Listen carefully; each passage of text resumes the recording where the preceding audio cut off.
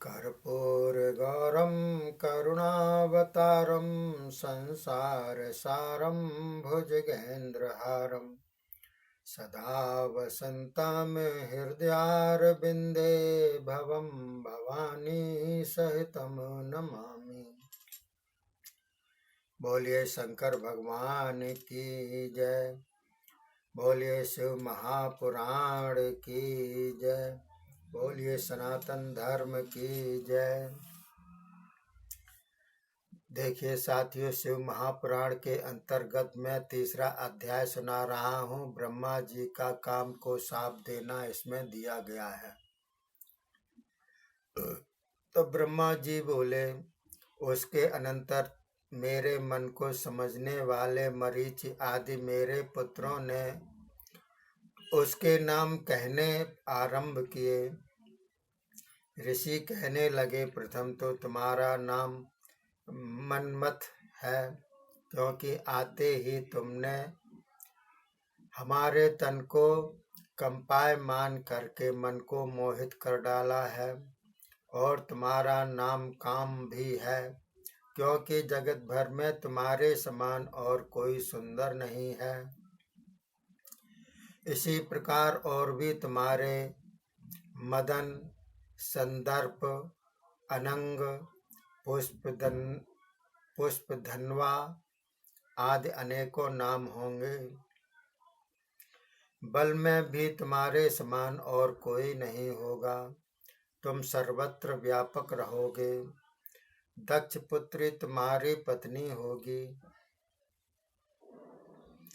और ब्रह्मा की मानसिक पुत्री संध्या सारे संसार में संध्या नाम से प्रसिद्ध होकर विचरेगी। ब्रह्मा जी बोले, हे नारद जी, इस प्रकार उसके नाम तथा कार्य आदि जब कहे गए तब वह अपने मन में विचार करने लगा। मुझे जो इस प्रकार का कार्य दिया गया है उसकी मैं परीक्षा तो कर देखूं। ब्रह्मा जी तथा ब्रह्मपुत्र ऋषि एवं संध्या नाम स्त्री भी यहीं उपस्थित हैं।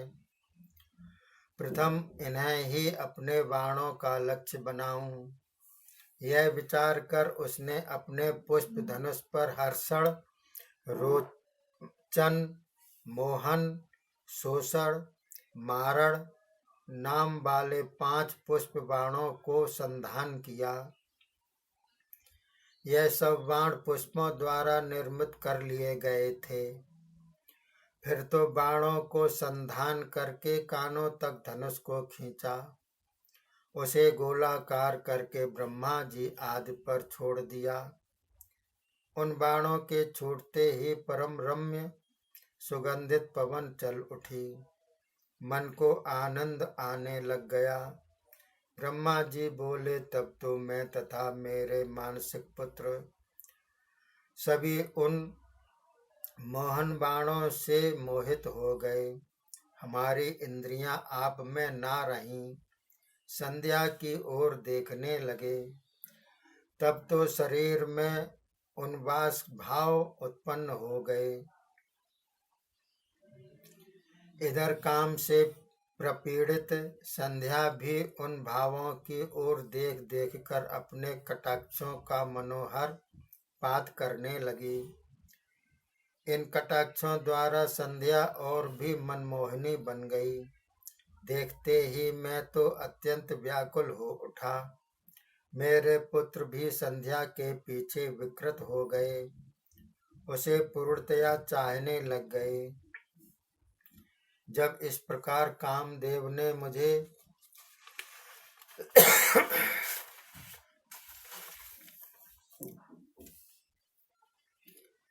तथा मेरे पुत्रों को एवं संध्या को अपने वश में देख लिया तो उसे पूर्ण विश्वास हो गया कि ब्रह्मा जी का कहना सर्वथा सत्य है।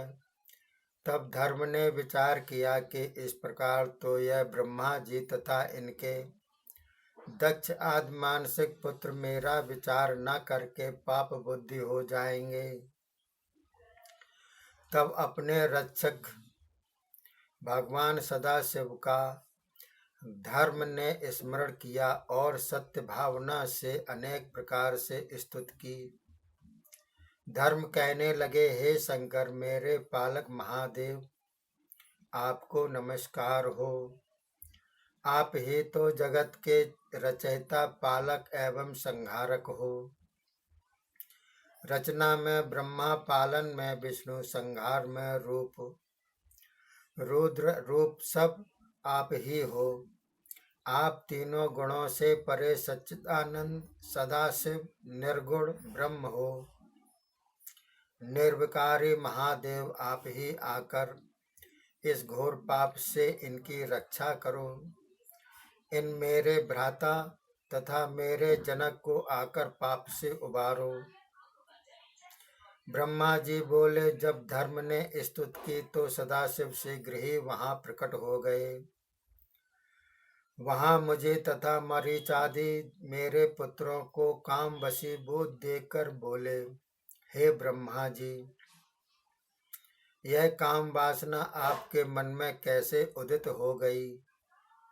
आप तो वैदिक धर्म पालन करने वाले हो। आपको अपनी कन्या पर मोहित होना उचित नहीं।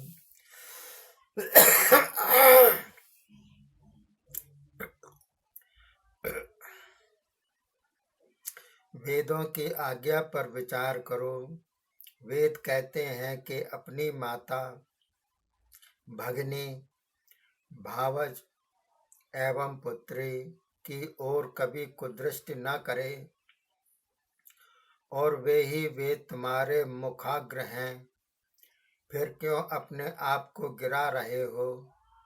हे चतुर्मुख ब्रह्मा जी, तुम्हारे शरीर में तो धैर्य होना चाहिए। मन को शांत करो। क्यों नीच कर्म में पड़कर बुरा काम करने पर उतारू हुए हो? हे मरीच आदि ब्रह्मर्षियों, तुम सब सूर्य के समान तेजस्वी, योगी, तपस्वी होते हुए स्त्री को देखकर क्यों इतने व्याकुल हो?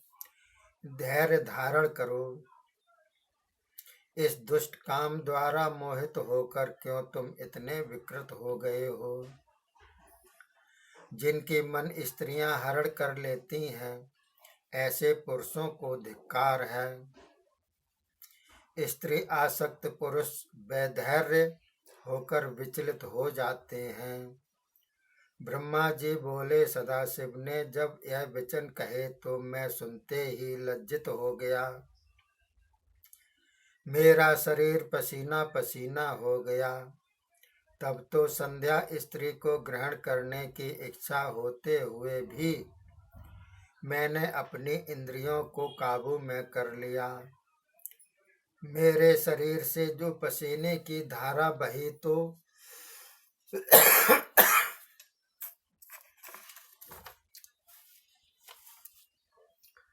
उससे 64 सहस्त्र अग्नि ज्वाता पितर उत्पन्न हो गए और 86,000 बहिर्षद एवं दक्ष शरीर से भी पसीने के गिरते ही सर्व सुंदरी गुणयुक्ता एक रति नाम कन्या उत्पन्न हो गई। उसकी छवि निराली थी। उसका कटि प्रदेश बहुत सूक्ष्म था। उसके लावण्यमय शरीर पर कोमल रोमों की पंक्तियां थीं। कांच के समान चमकते दांत थे। पूर्ण चंद्र की भांति मुख था, जिसके सारे शरीर के अंग प्रत्यंग मनोहर थे। मुनिगण भी उसको देखकर मोहित हो रहे थे। इसी प्रकार मरीच आदि अन्य ऋषियों की देह से भी पसीना गिरा। उससे अनेक पितृगण पैदा हो गए।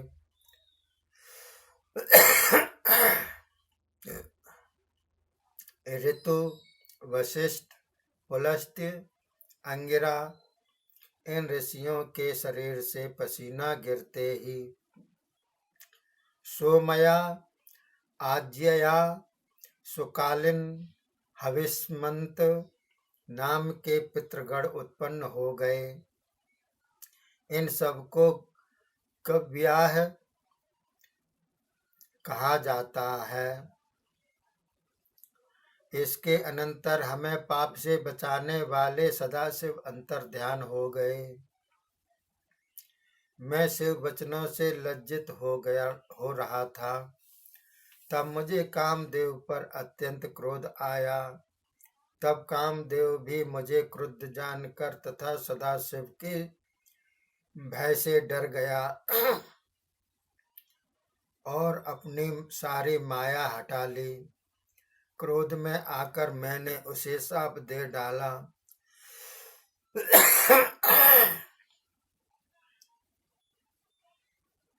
अरे निर्लज्ज अभिमानी काम, तूने बहुत ही बुरा काम किया है। इसी कारण तू शंकर की नेत्रों की अग्नि से भस्म हो जाएगा। साप सुनकर डरता हुआ कामदेव प्रकट होकर बोला, हे प्रजापति ब्रह्मा जी, आपने मुझे कठोर शाप देकर बुरा किया। मैं अपराधी तो था नहीं, क्योंकि जो आपने न्याय मार्ग पर चले वे अपराधी नहीं। मैंने तो केवल आपकी आज्ञा मानी है। आप ही ने तो कहा कि ब्रह्मा विष्णु आदि देवता भी तुम्हारे ही अधीन होंगे। मैंने आपके इसी वर को केवल परीक्षा ली थी। मेरा तो इसमें कोई अपराध नहीं। अतः यह आपका शाप मेरे लिए अतीव कठोर है। तब मैंने उसे बहुत धमकाया और कहा कि हे कामदेव, देख, यह कन्या मेरी पुत्री है। इसमें मेरा मन आसक्त कराकर तूने अपराध नहीं किया क्या? इसी अपराध से तुझे शाप दिया है। अब मेरा क्रोध निवृत्त हुआ है। हे कामदेव, सुनो, तुम निर्भय होकर सुखमय जीवन पाओ। हाँ, मेरे शाप के कारण शिव नेत्रों से भस्म तो अवश्य